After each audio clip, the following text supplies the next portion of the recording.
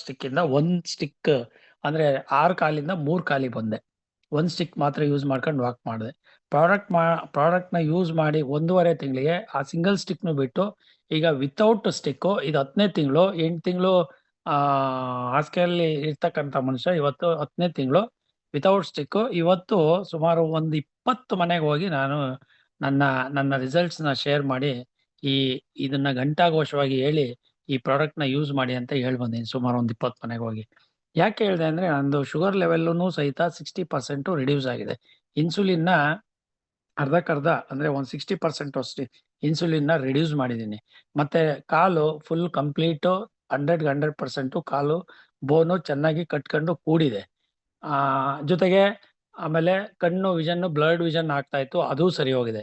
ಆಮೇಲೆ ವೆಯ್ಟ್ ತುಂಬಾ ಲೀನ್ ಆಗಿ ಸ್ಕೆಲಿಟನ್ ಆಗಿದೆ. ಇವತ್ತು ಬಾಡಿ ಒಳ್ಳೆ 65 ಕಿಲೋ ವೆಯ್ಟ್ ಗೇನ್ ಆಗಿ 65 ಕಿಲೋ ಇದೀನಿ.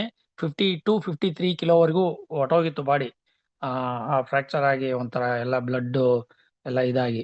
ಸೊ ಇವತ್ತು 65 ಕಿಲೋ ವೆರಿ ನಾರ್ಮಲ್ ಮ್ಯಾನು. ನಿಮ್ಗೆ ಯಾವುದೇ 1% ಇವ್ರು ಶುಗರ್ ಪೇಷಂಟು ಇವ್ರ ಕಾಲ್ ಫ್ರಾಕ್ಚರ್ ಆಗಿದೆ ಅಂತ ನೀವು ಕಂಡಿಡಿಯಕ್ ಚಾನ್ಸೇ ಇಲ್ಲ. ಇವತ್ತು ಎಲ್ಲಾ ತರದ್ದು ವಾಕ್ ಮಾಡ್ತೀನಿ, ಎಕ್ಸರ್ಸೈಸ್ ಮಾಡೋ ಅಂದ್ರೆ ಮಾಡ್ತೀನಿ, ಸೂರ್ಯ ನಮಸ್ಕಾರ ಮಾಡೋ ಅಂದ್ರೆ ಮಾಡ್ತೀನಿ. ಇವತ್ತು ಬೆಳಗ್ಗೆ ತೆಲುಗು ಮೀಟಿಂಗ್ ಅಲ್ಲಿ ನಾನು ಅಟೆಂಡ್ ಮಾಡಿ ಬರೀ ಟೆಸ್ಟಿಮೋನ್ ಹೇಳಿದ್ಕೆ ಅವರು ತುಂಬಾ ಅಪ್ರಿಶಿಯೇಟ್ ಮಾಡಿ ನನಗೆ ಅವಾರ್ಡು ಅಂದ್ರೆ ಇಷ್ಟು ಅದ್ಭುತವಾಗಿ ರಿಸಲ್ಟ್ ಬಂದಿದೆ ಅಂತ ಹೇಳ ರಿವಾರ್ಡ್ ಅನ್ನು ಸಹಿತ ಅಲ್ಲಿ ಅನೌನ್ಸ್ ಆಗುತ್ತೆ ಇವತ್ತು ಬೆಳಗ್ಗೆ ಸಂಡೇ ಟೆಸ್ಟಿಮೋನಿಯಲ್ ಸೆಷನ್ ಅಲ್ಲಿ. ಹಾಗಾಗಿ ಅದ್ಭುತವಾಗಿ ನನ್ನ ಬಾಡಿಗೆ ಅದೇ ಬ್ಲಡ್ ವಿಷನ್ ಈಗ normal, no short sightedness, no long sightedness, no blurred vision, normal vision. Sugar patient, sugar 10 years ಇಂದ ಶುಗರ್ ಇತ್ತು ಅಂತಂದ್ರೆ 100% 40 ಐಸ್, ಶುಗರ್ ಇಲ್ಲದೆ ಇದ್ರು 40 ಐಸ್ ಬರುತ್ತೆ. 40 ವರ್ಷ ಆದ್ಮೇಲೆ 40 ವರ್ಷದ ಕಣ್ಣು ಅಂತ ಅವ್ರಿಗೆ ದೂರದೃಷ್ಟಿನ ದೃಷ್ಟಿನ. ಬಟ್ ನಾನು 10 ವರ್ಷದಿಂದ ಶುಗರ್ ಇದಾದ್ರೂ ಇದು ಶುಗರ್ ಇದ್ದಾಗ ಈ ಮೂಳೆ ಸರಿಯಾಗಿ ಡಾಕ್ಟ್ರು ಹೇಳಿದ್ರು ನಿಮಗೆ ಶುಗರ್ ಇದೆ, ಸ್ವಲ್ಪ ಲೇಟ್ ಆಗುತ್ತೆ, ಡಿಲೇ ಆಗುತ್ತೆ ಅಂತ. ಬಟ್ ಯಾವಾಗ ಕ್ಯೂರ್ಸೆಲ್ ಯೂಸ್ ಮಾಡಿದೆ, really wonderful result. The title itself tells Curecell ಅಂದ್ರೆ ನಮ್ಮ ಬಾಡಿನಲ್ಲಿ ಇರ್ತಕ್ಕಂಥ ಜೀವಕೋಶಗಳಿಗೆ ಒಂದು ಜೀವ ಚೈತನ್ಯವನ್ನ ತುಂಬತಕ್ಕಂಥ ಈ ಕ್ಯೂರ್ಸೆಲ್ ಕೆಲಸ ಮಾಡಿದೆ. ನಿಜಕ್ಕೂ ನಾನು ಖಂಡಿತ ಇದನ್ನ ಪ್ರಮೋಟ್ ಮಾಡ್ತೀನಿ. ಬಹಳ ಅದ್ಭುತವಾಗಿ ಕೆಲಸ ಮಾಡಿದೆ ಸರ್ ನನ್ನ ಶರೀರಕ್ಕೆ. ನನಗೆ ನಾನು ಈ ಕ್ಯೂರ್ಸೆಲ್ ಟೀಮ್ಗೆ ಮತ್ತೆ ನಮ್ಮ ಸೌತ್ ಇಂಡಿಯಾಗೆ ಪರಿಚಯ ಮಾಡಿಸಿರ್ತಕ್ಕಂಥ ಲಯನ್ಸ್ ಟೀಮ್ಗೆ. ಸೈನ್ಸ್ ಅಂಡ್ ಮ್ಯಾಥಮೆಟಿಕ್ಸ್ ಟೀಚರು ಕೇಳಿಸ್ತಾ ಇದೆಯಾ ಸರ್? ಎಸ್ ಸರ್ ಕೇಳಿಸ್ತಾ ಇದೆ.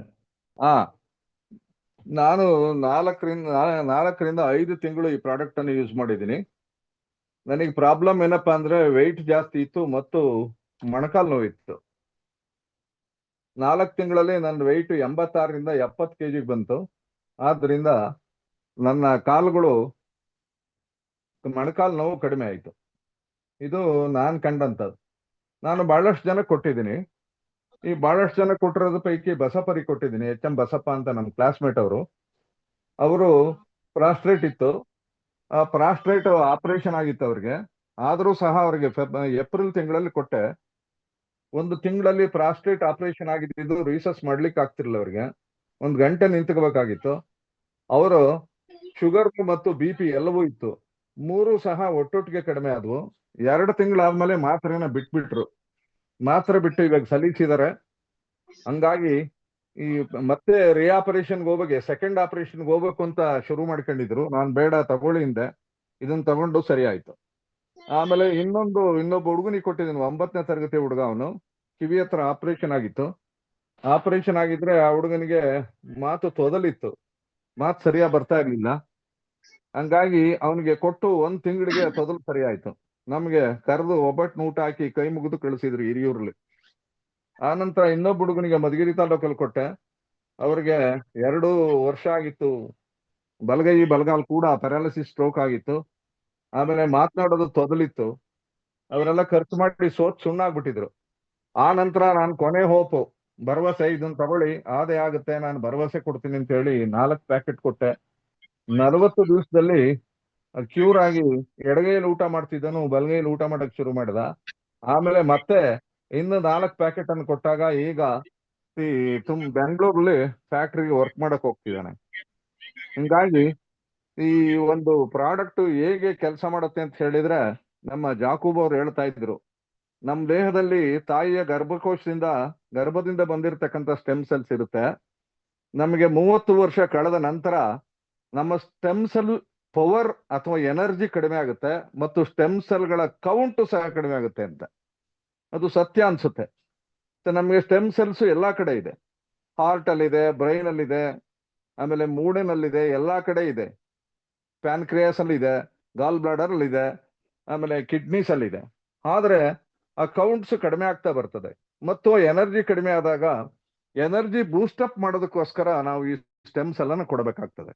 ನನ್ನ ಅನಿಸಿಕೆ ಏನಪ್ಪಾ ಅಂದ್ರೆ, ಈ ಮಾಲಸ್ ಡೊಮೆಸ್ಟಿಕಾ ಏನ್ ಗ್ರೀನ್ ಆಪಲ್ ಇದೆ ಮತ್ತು ಆ ರೆಡ್ ಗ್ರೇಪ್ಸ್ ಏನಿದೆ, ಇದು ಬರೀ ಕ್ಯೂರ್ ಸೆಲ್ ಅಲ್ಲ, ಸ್ಟೆಮ್ ಸೆಲ್ ಅಲ್ಲ, ಗಾಡ್ ಸೆಲ್ ಅಂತ ಕರಿತೀನಿ ನಾನು. ಈ ದೇವರೇ ಇದನ್ನ ಸೃಷ್ಟಿ ಮಾಡಿಬಿಟ್ಟಿದ್ದಾನೆ ಅಂತ. ಅಂದ್ರೆ ಸೃಷ್ಟಿನಲ್ಲಿ ಎಲ್ಲವೂ ಇದೆ. ಹಿಂದೆ ಆಂಜನೇಯ ಅಂಜಲಿ ಪರ್ವತವನ್ನು ಹೊತ್ಕೊಂಡು ಬಂದಾಗ ಸಂಜೀವಿನಿ ಅಂತ ತಂದ ಅಂದ್ರೆ ಅದು ದೈವ ಸೃಷ್ಟಿಯೇ. ನಾವೀಗಾಗಲೇ ಕೇಳಿದೀವಿ, ಮಾನವನ ಸೃಷ್ಟಿ ಹೇಗಾಯ್ತು ಅಂದ್ರೆ ನಮ್ಗೆ ಮೊದಲು ಮಾನವ ಹೆಂಗ್ ಹುಟ್ಟಿದ ಅಂತ ಗೊತ್ತಿಲ್ಲ. ಆದ್ರೆ ಫ್ರಾನ್ಸ್ ವಿಜ್ಞಾನಿಗಳು ಏನ್ ಮಾಡಿದ್ರು, ಈ ಸೊಮ್ಯಾಟಿಕ್ ಸೆಲ್ಸ್ ಇಂದ ಕುರಿಮರಿ ಡಾಲಿಯನ್ನು ಸೃಷ್ಟಿ ಮಾಡಿದ್ರು, ನೊಬೆಲ್ ಪಾರಿತೋಷಿಕ ದೊರೀತು. ಆದ್ರಿಂದ ಸಂಭೋಗಕರಿ ಇಲ್ದೇನೆ ಮಾನವ ಜೀವನ ಸೃಷ್ಟಿ ಮಾಡುವುದು ಅನ್ನೋದ ಜಗತ್ತಿಗೆ ತೋರಿಸ್ಕೊಟ್ಟಂತ ವಿಜ್ಞಾನಿಗಳು ಫ್ರಾನ್ಸ್ನವರು. ಅವರು ನೊಬೆಲ್ ಪಾರಿತೋಷಿಕವನ್ನು ಪಡ್ಕೊಂಡ್ರು. ಆಮೇಲೆ ನಮ್ಮ ಇತಿಹಾಸ ಪುರಾಣಗಳಿಗೆ ಹೋದಾಗ ನಮ್ಗೆ ಗೊತ್ತಿದೆ, ಬೂದಿಯಿಂದ ಮಾನವನ ಸೃಷ್ಟಿಯಾದದ್ದು ನಮ್ಗೆ ಗೊತ್ತಿದೆ. ಅವನು ಒಂದು ವ್ಯಂಗ್ಯವಾಗಿ ಒಂದು ಮಾತಾಡ್ತಾನೆ ನೋಡಿ, ಪ್ರಪಂಚದಲ್ಲಿ ಹಣ ಇಲ್ಲದೆ ಇರ್ತಕ್ಕಂಥವ್ರು ಜೋಬ್ನಲ್ಲಿ ಜೋಬ್ ತಡಿಕೊಂಡಾಗ ಎಷ್ಟೋ ಸರಿ ನಮ್ ಜೋಬಲ್ಲಿ ಹಣ ಇರೋದಿಲ್ಲ, ಆದ್ರೆ ಎಲೆಕ್ಟ್ರಾನ್ ಇಲ್ಲದ ವಸ್ತುವೇ ಇಲ್ಲ ಅಂತಾನೆ. ನಮ್ಗೆ ಗೊತ್ತಿದೆ. ನಾನು ಸೈನ್ಸ್ ಟೀಚರ್ ಆಗಿ ಒಂದು ಮಾತನ್ನು ಹೇಳಕ್ಕಿಲ್ಲ ಇಚ್ಛೆ ಪಡ್ತೀನಿ. ನೀವು ಯಾವುದೇ ವಸ್ತುವನ್ನ ತೆಗೆದುಕೊಂಡ್ರು ಅದರಲ್ಲಿ ಪ್ರೋಟಾನ್ಸ್, ನ್ಯೂಟ್ರಾನ್ಸ್ ಮತ್ತು ಎಲೆಕ್ಟ್ರಾನ್ಸ್ ಇರುತ್ತೆ.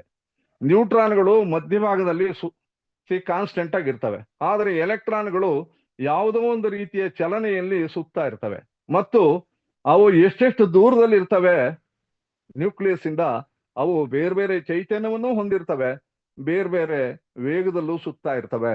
ಆದ್ದರಿಂದ ಈ ಸ್ಟೆಮ್ ಸೆಲ್ ನಾವು ತೆಗೆದುಕೊಂಡಾಗ ಅದು ಸಹ ಅಣುವಿನಿಂದಲೇ ಸೃಷ್ಟಿಯಾಗಿರೋದ್ರಿಂದ ಅದರಲ್ಲಿ ನ್ಯೂಕ್ಲಿಯಸ್, ನ್ಯೂಟ್ರಾನ್ಸು, ಪ್ರೋಟಾನ್ಸು ಮತ್ತು ಎಲೆಕ್ಟ್ರಾನ್ಸ್ ಇರೋದ್ರಿಂದ ಎಲೆಕ್ಟ್ರಾನ್ಸ್ಗೆ ತುಂಬಾ ಶಕ್ತಿ ಉಂಟು.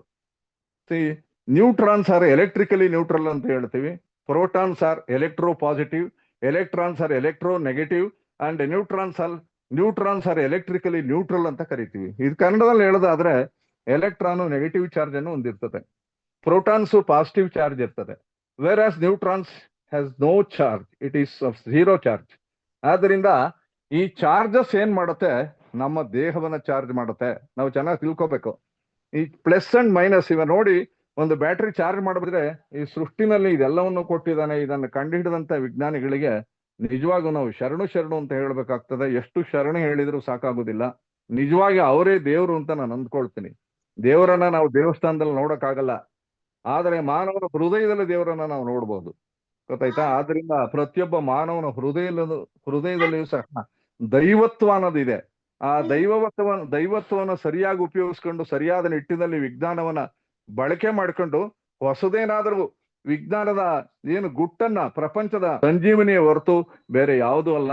ಪ್ರಪಂಚದ ಸೃಷ್ಟಿನಲ್ಲಿ ದೈವ ಈ ಕ್ಯೂರ್ ಸೆಲ್ ಅನ್ನ ಆ 2 ವಸ್ತುಗಳಲ್ಲೂ ಸೇರಿಸಿದಾನೆ. ಅದ್ರ ಜೊತೆಗೆ ನ್ಯೂಟ್ರಿಷನ್ ಹಾಕಿ ನಾವು ನ್ಯೂಟ್ರಿಷಿಯಸ್ ಆಗ್ತೀವಿ ಅಂತ ಹೇಳಿದ್ರೆ ಇದು ಒಂದು ಅದ್ಭುತ. ಪ್ರಪಂಚದ ಏನು 7 ಅದ್ಭುತಗಳಿದೆ, ಅದರಲ್ಲಿ 8ನೇ ಅದ್ಭುತವಾಗಿದೆ ನಾವು ಸೇರಿಸಬಹುದು ಅಂತ ಹೇಳ್ತಾ ಇನ್ನು ಹೆಚ್ಚು ಮಾತನಾಡೋದಕ್ಕೆ ನನಗೆ ಇದೆ. ಆದ್ರಿಂದ 8ನೇ ಅದ್ಭುತ ಅಂದ್ರೆ ಖಂಡಿತ ತಪ್ಪಾಗಲ್ಲ.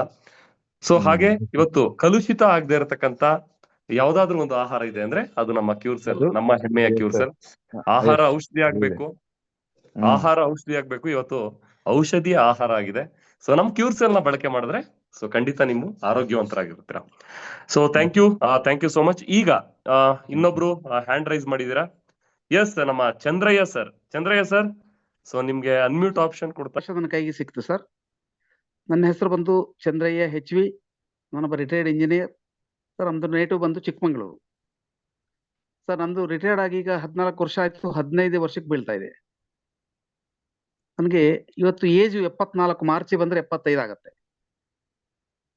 ಆದ್ರೂ ಕೂಡ ಸರ್ ಕರ್ನಾಟಕದಾದ್ಯಂತ ನಾನು ಸ್ವಂತ ಕಾರು ಓಡಿಸ್ಕೊಂಡು ಎಲ್ಲೆಲ್ಲಿ ಪೇಷಂಟ್ಗಳಿದ್ದಾರೆ ಅವ್ರನ್ನ ಸಂಪರ್ಕ ಮಾಡಿ ಅವರಿಗೆ ಮನವರಿಕೆ ಮಾಡಿಕೊಟ್ಟು ಅವ್ರಿಗೆ ಕ್ಯೂರ್ ಸೆಲ್ ಅಂತಕ್ಕಂಥ ಈ ಸಂಜೀವಿನ ತಲುಪಿಸ್ತಕ್ಕಂಥ ಪ್ರಾಮಾಣಿಕವಾದ ಪ್ರಯತ್ನವನ್ನ ನಾನು 24/7 ಮಾಡ್ತಾ ಇದ್ದೀನಿ ಅಂತ ಹೇಳಿದ್ರೆ ತಪ್ಪಾಗ್ಲಿಕ್ಕಿಲ್ಲ. ಕಾರಣ ಇಷ್ಟೇ, ಇದರಲ್ಲಿ ನಮ್ಮ ಲಯನ್ಸ್ ಸರ್ ಏನಿದ್ದಾರೆ ಅವರು ನನಗೆ ತುಂಬಾ ಆತ್ಮೀಯರು. ಹಿಂದಿನಿಂದಲೇ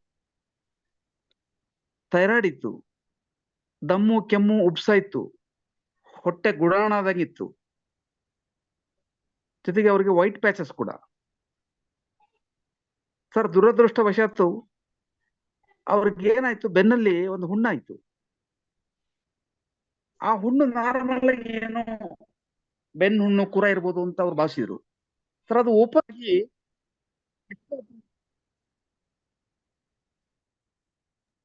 ಸರ್ ವಾಯ್ಸ್ ಕೇಳಿಸ್ತಾ ಇಲ್ಲ ಚಂದ್ರಯ್ಯ ಸರ್. ಅದ್ಭುತವಾಗಿ ಕ್ಯೂರ್ಸೆಲ್ ಪ್ರಾಡಕ್ಟ್ ನಮ್ ಕೆಲಸ ಮಾಡ್ತಾ ಇದೆ ಅಂತ ಹೇಳ್ಬಿಟ್ಟು ಅವರು ವೆಡ್ಡಿಂಗ್ ಕಾರ್ಡ್ ಕೊಟ್ಟು ಒಂದು ಹಣ್ಣು ಕೊಟ್ರು ಸರ್. ನಿಜವಾಗ್ಲೂ ನಮ್ಮ ಅಲ್ಲಿ ಕಣ್ಣಲ್ಲಿ ನೀರು ಬಂದ್ಬಿಟ್ಟು I am so very very happy.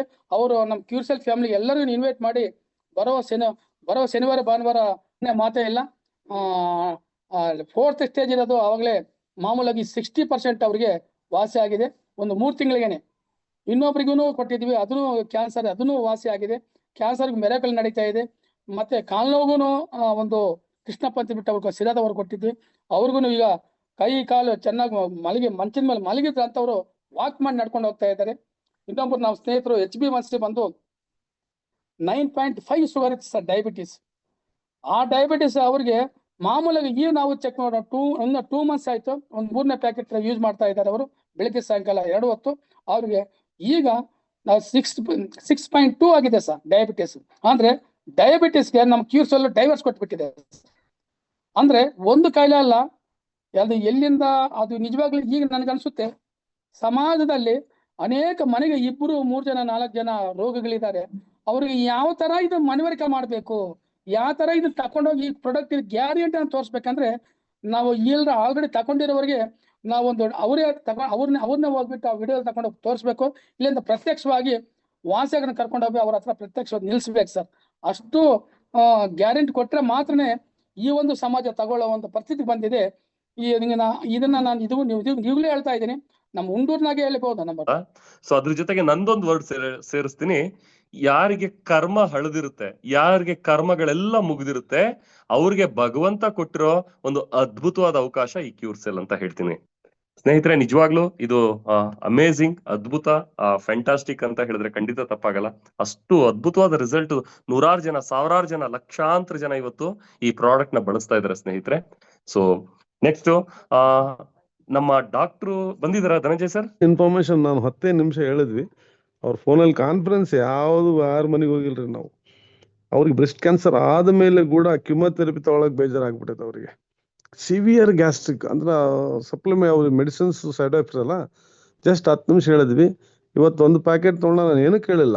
Second packet ತೊಗೊಂಡು ನಾನು ಕೇಳಿದೆ, ಸರ್ ಅರ್ಜೆಂಟ್ ನನಗೆ ಬೇಕು ಸರ್ ಏನೋ ಒಂದು ಪ್ಯಾಕೆಟ್. ಏನಾಯ್ತಮ್ಮ, ನಮಗೆ ಬೇಕಲ್ಲ ಫೀಡ್ಬ್ಯಾಕ್ ಅಂತ.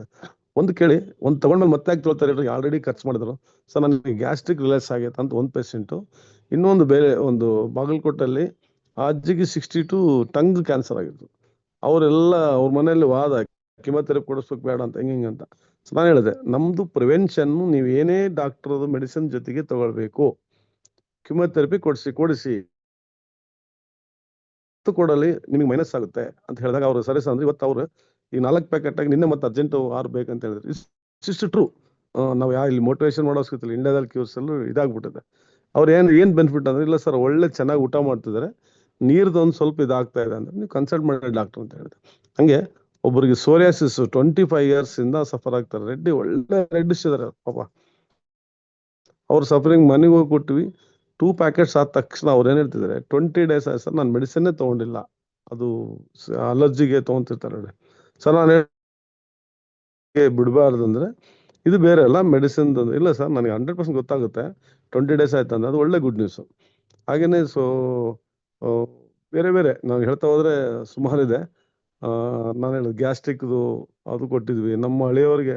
ಇನ್ನೊಂದು ನಿಮ್ಗೆ ಹೇಳ್ತೀನಿ, 20 years ಇಂದ ನಮ್ಮ ಸ್ವಂತ ಅಳಿಯ ಯಾವುದೇ ಕಂಪನಿ ಮಾಡಿದ್ರು ಕೂಡ ಅನ್ನೋದು ನಮ್ಮ ಮೇಲೆ ವಿಶ್ವಾಸ ಇದೆ. ಯಾವ್ದೋ ಹೇಳ್ತಿರ್ತಾರಂತೇಳಿ. ಆಫ್ಟರ್ 20 years ಫಸ್ಟ್ ಟೈಮ್ ಅವ್ರ ಊರಿಗೆ ಒಂದು 10 ಸಲ ಕರೆದಿದ್ದಾನೆ ಸರ್. ಇಲ್ಲಪ್ಪ ಅದು ಚೆನ್ನಾಗಿದೆ ಅಂದ್ರೆ ದುಡ್ಡಿಗೆ ಅಂತಲ್ಲ, ನನಗೆ ಚೆನ್ನಾಗಿದೆ ಎಲ್ಲರಿಗೂ ಪ್ರಮೋಟ್ ಮಾಡು ಅಂತ ಹೇಳಿ. So this is the beauty of Curecell. ಎರಡನೇದೇನಪ್ಪ ಅಂತಂದ್ರೆ ಮತ್ತೆ ಮೇಜರ್ ಪಾಯಿಂಟ್ ಏನಪ್ಪಾ ಅಂದ್ರೆ ನಿಮಗೆ ಹೇಳ್ತೀನಿ, ಲಾಸ್ಟ್ ಈ ಮಂತ್ ಎಲ್ಲರೂ ಸೆನ್ಸಸ್ಗೆ ಹಾಕಿದ್ದಾರೆ, ನಿಮ್ಗೆಲ್ಲ ಗೊತ್ತು ಎಂಪ್ಲಾಯೀಸ್ಗೆ 20 ತಾರೀಕು ಆದರೂ ಯಾರಿಗೂ ಸ್ಯಾಲ್ರಿ ಬಂದಿಲ್ಲ. ಆದ್ರೆ ಎಷ್ಟೋ ಜನ ಪಾಪ ಟೀಚರ್ಸ್ ಏನೋ ಮತ್ತೆ ಜೀವಕೋಶಗಳಿಗೆ ಹೇಗೆ ಶಕ್ತಿಯನ್ನು ತುಂಬುತ್ತೆ ಅನ್ನೋದನ್ನ ನಮ್ಗೆ ಪ್ರತಿದಿನ ಝೂಮ್ ಮೀಟಿಂಗ್ ನಲ್ಲಿ ಹೇಳ್ಕೊಡ್ತಾ ಇದಾರೆ ಸ್ನೇಹಿತರೆ. ಸೊ ಆ ಎಜುಕೇಶನ್ ನಿಮ್ಗೆ ಸಿಗ್ತಾ ಹೋಗುತ್ತೆ. ನಾಲೆಡ್ಜ್ ಅದು ಅದ್ರ ಬಗ್ಗೆ, ಕ್ಯೂರ್ಸೆಲ್ ಬಗ್ಗೆ, ನಮ್ಮ ಕಂಪನಿ ಬಗ್ಗೆ ಸಾಕಷ್ಟು ನಾಲೆಡ್ಜ್ ನ ನೀವು ಪಡ್ಕೊಂಡಾಗ ನೀವು ಎಲ್ಲಿಗೆ ಹೋಗಿ ಯಾರ ಹತ್ರನೇ ಹೋದ್ರು ಧೈರ್ಯವಾಗಿ ನೀವು ಇದ್ರ ಬಗ್ಗೆ ಹೇಳಲಿಕ್ಕೆ ಸಾಧ್ಯ ಆಗುತ್ತೆ. ಸೊ ಬೇರೆ ಯಾರಾದ್ರೂ ಟೆಸ್ಟಿಮೋನಿಯಲ್ ಕೊಡ್ಬೋದಾ? ಒಂದ್ ನಿಮಿಷ Yes, sir. ಸರ್, ಡಾಕ್ಟರ್ ರಾಮುಲ್ ಅವರು ಇದಾರ ಸರ್? ಹ್ಯಾಂಡ್ ರೈಸ್ ಮಾಡಿ ಸರ್. ಡಾಕ್ಟರ್ ರಾಮುಲ್ ಅವರು, ಸೇಡಂ. ಹಲೋ ಡಾಕ್ಟರ್ ರಾಮುಲು ಆರಾಧ್ಯ ಇದೀರಾ? ಸರ್, ಮಾತಾಡಿ. ಸರ್, ನಾನು ಪರಮೇಶ್ವರ ಆರಾಧ್ಯ ಮಾತಾಡ್ತಿರೋದು. ಎಸ್ ಸರ್, ಪ್ಲೀಸ್ ಅಂಬಿನಕೆರೆ ಅಂಬಿನಕೆರೆ ಅರಸೀಕೆರೆಯಿಂದ ಹಾಸನ ಜಿಲ್ಲೆಯವರು ಮಾತಾಡ್ತಿರೋದು. Yes sir. ನಾನು ಎಕ್ಸ್-ಆರ್ ವಿಮೆನು ಆಕ್ಚುಲಿ ಪ್ರೊಫೆಷನಲ್ ಬೇರೆ ಡಿಪಾರ್ಟ್ಮೆಂಟ್ ಅಲ್ಲಿ ವರ್ಕ್ ಮಾಡ್ತಾ ಇದ್ದೀನಿ. ಸೊ ನನಗೆ ಒಂದು 35 ಇಯರ್ಸ್ ಇಂದ ಪ್ರಾಬ್ಲಮ್ಸ್ ಇತ್ತು, ಬೋನ್ಸ್ ಪ್ರಾಬ್ಲಮ್ಸ್, ಫೈನಲ್ ಕಾರ್ಡ್ ಸಮಸ್ಯೆ ಇತ್ತು. ಹಾಗಾಗಿ ಮತ್ತೆ ಒಂದು 1.5 years ಬ್ಯಾಕ್ ಮತ್ತೆ ಇನ್ಸಿಡೆಂಟ್ ಆಯ್ತು, ಒಂದು ಲೆಗ್ ಕಟ್ ಆಗಿತ್ತು ನಂದು. ಸೊ ಅದು ಕೂಡ ಕ್ಲಿಯರ್ ಆಯ್ತು. ಬಟ್ ಇದು 35 years ಪ್ರಾಬ್ಲಮ್, ಇದು ಮಿರಾಕಲ್ ಪ್ರಾಬ್ಲಮ್ ಅಂತ ಹೇಳ್ತೀನಿ ನಾನು. ಪ್ರಾಬ್ಲಮ್ ಕ್ಲಿಯರ್ ಆಗಿದೆ ಅಂತ ಹೇಳಲಿಕ್ಕೆ ನಾನು ಇಷ್ಟಪಡ್ತೀನಿ ಸರ್. ಸೊ ಈ ಸ್ಟೆಮ್ ಸೆಲ್ಸ್ ಏನ್ ಕ್ಯೂರ್ ಸೆಲ್ಸ್ ಇದೆಯಲ್ಲ, ಇದೊಂದು ಅದ್ಭುತ ಸಂಜೀವನಿ ಅಂತ ಹೇಳಲಿಕ್ಕೆ ನಾನು ಇಷ್ಟಪಡ್ತೀನಿ ನಾನು. That's all is this package is only family package ಅಂತ ಹೇಳಲಿಕ್ಕೆ ನಾನು ಇಷ್ಟಪಡ್ತೀನಿ ಸರ್ ನನ್ನಿಂದ. ಹಲೋ ಸರ್, ವಾಯ್ಸ್ ಕ್ಲಿಯರ್ ಇದೆಯಾ?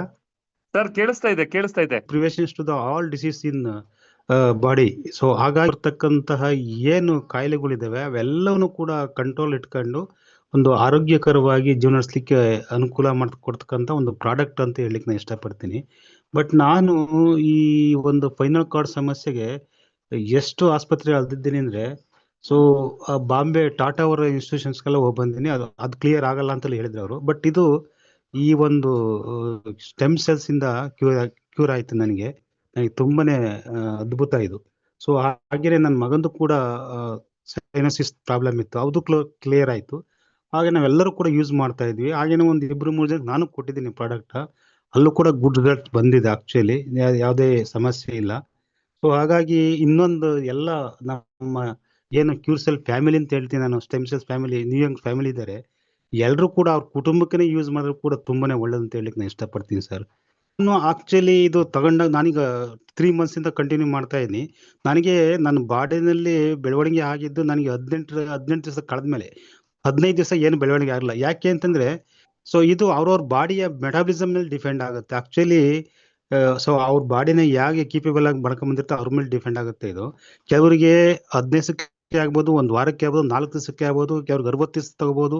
Actually is scientific. So is stem cells ಏನ್ ಮಾಡುತ್ತೆ ಅಂತಂದ್ರೆ, ಆಕ್ಚುಲಿ ಬಾಡಿನಲ್ಲಿ ನೋಡಿ, ಈಗ ನಾವು ಒಂದು ವೈದ್ಯರ ಹತ್ರ ಹೋದ್ರೆ ಅವ್ರ ಬಾಡಿಯನ್ನ ವ್ಯಕ್ತಿ ಈಗ ನಿಮ್ ಜೊತೆ ತಮ್ಮ ಅನಿಸಿಕೆಗಳನ್ನ ಶೇರ್ ಮಾಡ್ಕೊಂಡಿದ್ದಾರೆ.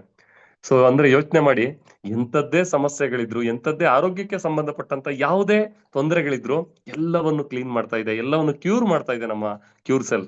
ಸೊ ಆಗ್ಲೇ ಹೇಳಿದ್ರು ಸರ್, ಸೊ ನಾವು ದೇಹದ ಮೇಲ್ಗಡೆ ಕೊಳೆ ಆದ್ರೆ ಸೋಪ್ ಹಾಕೊಂಡು ಕ್ಲೀನ್ ಮಾಡ್ತೀವಿ, ಆದ್ರೆ ದೇಹದ ಒಳಗಡೆ ಕ್ಲೀನ್ ಮಾಡ್ಲಿಕ್ಕೆ ಯಾವ ಸೋಪು ಇಲ್ಲ. ಸೊ ಆ ಕೆಲಸವನ್ನ ಅದ್ಭುತವಾಗಿ ಮಾಡ್ತಾ ಇರುವಂತದ್ದು ನಮ್ಮ ಕ್ಯೂರ್ಸೆಲ್, ನಮ್ಮ ಹೆಮ್ಮೆಯ ಕ್ಯೂರ್ಸೆಲ್. ಆಗ್ಲೇ ಹೇಳಿದೆ, ಎಲ್ಲ ಕರ್ಮಗಳು ಕಳೆದ್ಮೇಲೆ ಒಬ್ಬ ವ್ಯಕ್ತಿಗೆ ಏನಾದ್ರೂ ಸಿಗಬೇಕು, ದೇವರ ಆಶೀರ್ವಾದದಿಂದ ಸಿಕ್ಕಿದೆ ಅಂದ್ರೆ ಅದು ಈಗ ನಮಗ್ ಸಿಕ್ಕಿದೆ, ಅದೇ ನಮ್ಮ ಕ್ಯೂರ್ಸೆಲ್. ಎಸ್ ಸ್ನೇಹಿತರೆ, 8 ಗಂಟೆ ಕೊಟ್ಟಿದ್ದೀನಿ, ಒಳ್ಳೆ ರಿಸಲ್ಟ್ಸ್ ಬರ್ತಾ ಇದೆ. ಅದರಲ್ಲಿ ಒಂದು ಮುಖ್ಯವಾದಂತ ಒಂದು ರಿಸಲ್ಟ್ ಸರ್, ನನ್ನ ವಾಯ್ಸ್ ಕೇಳಿಸ್ತಾ ಇದೆಯಾ? ಎಸ್ ಸರ್ ಕೇಳಿಸ್ತಾ ಇದೆ. ಶೇಖರ್ ಸರ್, ಪ್ಲೀಸ್ ಕಂಟಿನ್ಯೂ ಮಾಡಿ. Yes sir, thank you sir. So ನಾನು ಮೈಸೂರಿನಲ್ಲಿ ನಮ್ಮ ಸ್ನೇಹಿತರ ಕಡೆಯಿಂದ ಒಬ್ರು ಪರಿಚಯ ಆದ್ರು. ಅವರ ಸಮಸ್ಯೆ ಏನಿತ್ತು ಅಂತಂದ್ರೆ, ಗರ್ಭಕೋಶ ಬಲ್ಜ್ ಆಗಿದೆ ಅಂತ. ಆಕೆ ವಯಸ್ಸು 29 ವರ್ಷ, ಸುಮಾ ಅಂತ.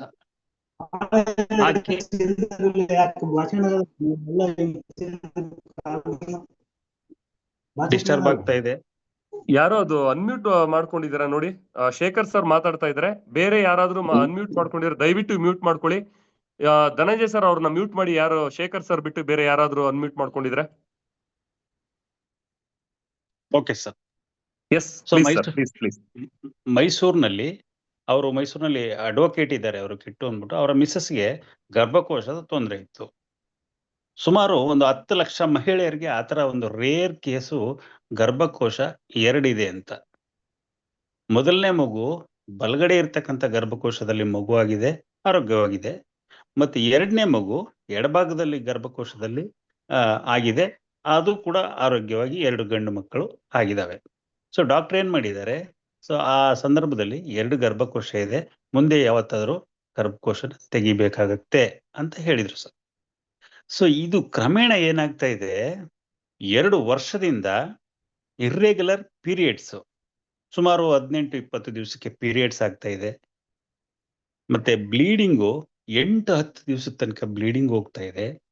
ಅದಲ್ಲದೆ ವಿಪರೀತವಾದಂತ ಒಂದು ಹೊಟ್ಟೆ ನೋವು, ಏನೇನೋ ಮೆಡಿಸಿನ್ಸ್ ಎಲ್ಲ ಟ್ರೀಟ್ಮೆಂಟ್ ಕೊಟ್ಟಿದ್ದಾರೆ, ಸ್ಕ್ಯಾನಿಂಗ್ ಅಂತೆ ಅದು ಇದು ಎಲ್ಲವನ್ನೂ ಕೂಡ ಮಾಡಿದ್ದಾರೆ. ಗರ್ಭಕೋಶಕ್ಕೆ ಸಂಬಂಧಪಟ್ಟಂತ ಟೆಸ್ಟ್ಗಳು ಏನೆಲ್ಲ ಇದಾವೆ ಎಲ್ಲವನ್ನೂ ಕೂಡ ಅವರು ಮಾಡಿಬಿಟ್ಟಿದ್ದಾರೆ. ಆದ್ರೆ ಗರ್ಭಕೋಶದಲ್ಲಿ ಗಡ್ಡೆ ತರ ಬೆಳಕೊಂಡಿದೆ ಅಂತ ಯಾರು ಕೂಡ ಡಯಾಗ್ನಿಸ್ ಮಾಡಿಲ್ಲ. ಇಂಥ ಸಂದರ್ಭದಲ್ಲಿ ಅವರು ಎಲ್ಲಾ ಮಿತಿಮೀರಿ ಕೊನೆಗೆ ಗರ್ಭಕೋಶವನ್ನೇ ತೆಗೆಸ್ಬೇಕು ಅನ್ನುವಂತ ಒಂದು ತೀರ್ಮಾನಕ್ಕೆ ಬಂದ್ಬಿಟ್ರು. ಯಾತಕ್ಕೆ ಅಂತಂದ್ರೆ ಆ ರೈಟ್ ಸೈಡ್ ಅಲ್ಲಿ ಇರ್ತಕ್ಕಂಥ ಗರ್ಭಕೋಶ ಬಲ್ಜ್ ಆಗಿದೆ ಅಂತ ಒಂದು ರಿಪೋರ್ಟ್ ಕೊಟ್ಟಿದ್ದಾರೆ ವಿನಃ ಏನಾಗಿದೆ ಅಂತ ಕೊಟ್ಟಿಲ್ಲ. ಸೊ ಇದು ವಿಚಾರ ನನಗೆ ಗೊತ್ತಾದಾಗ ನಾನು ಹೇಳಿದೆ, ಮಹಾಲಯ ಅಮಾವಾಸ್ಯೆ ಕಳೆದ ಹಬ್ಬ ನಂತರ ಒಂದು 3-4 ದಿವಸ ಹೋದ್ಮೇಲೆ ಮೈಸೂರಿನಲ್ಲಿ ಸ್ವಲ್ಪ ದಸರಾ ಗಲಾಟೆ ಎಲ್ಲ ಇತ್ತು. ಸೊ ಆ ನಂತರದಲ್ಲಿ ಆಪರೇಷನ್ ಮಾಡಿಸೋದಕ್ಕೆ ಅವರು ಡಿಸೈಡ್ ಮಾಡಿದ್ರು.